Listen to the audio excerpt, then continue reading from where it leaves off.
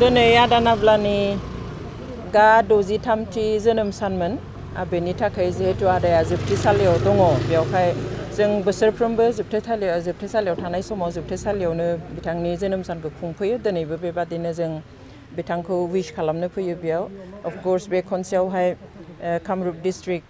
एक्स ndfb United फरामनिफ्रायबो गोबां फैयो बिथांमोनानो गिदिर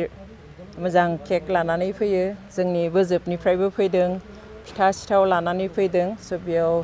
आदाखौ बिबार बायदिसिना बिदि होनानैहाय विश खालामनाय जाबाय जोनोम साननि थाखाय बिथांनि देहानि मोजांनि थाखाय रायजो राजानि आरज गाबनायखौबो जोङो फोरमायबाय रोजा रोजा रायजोफ्रा बिथांखौहाय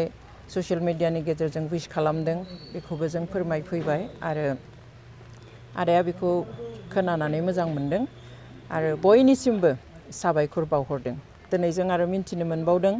जे उदालगुरियावबो रायजो राजा आरो एक्स ndfb इउनाइटेड फरामा बेबादिहाय राजहुवा भाबे आदानि जोनोम सानखौ खुंदों जों आसा खालामो इसोरा जेब्लायबो बोर होगोन बिथांखौ देहा आरो गोसो गासैखौबो गोख्रोङै लाखिगोन होननानैहाय थासारिया दासान्दि माबायदि दं जोबथेसालियाव एसे बुंनो हागोन दासान्दि बिथांनि हालोदा आदाया मोजाङैनो दङ गेजेराव देहा बारा मोजां नङामोन किन्तु दा बावैसोनिफ्राय सम्पूर्ण मोजाङैनो दङ देहा भाबे आरो गोसोआथ' जेब्लायबो आदाना गोख्रोङैनो थाखायो बयखौबो बेयाव जायफ्रा फैयो आदाजों सावरायनानै बिथांमोननि गोसोआसो उल्थायै गोख्रों जानानै थाङो बेवहाय गोसोआरि भाबे जेब्लाबो आदाया थिगैनो दङ दिनैसिम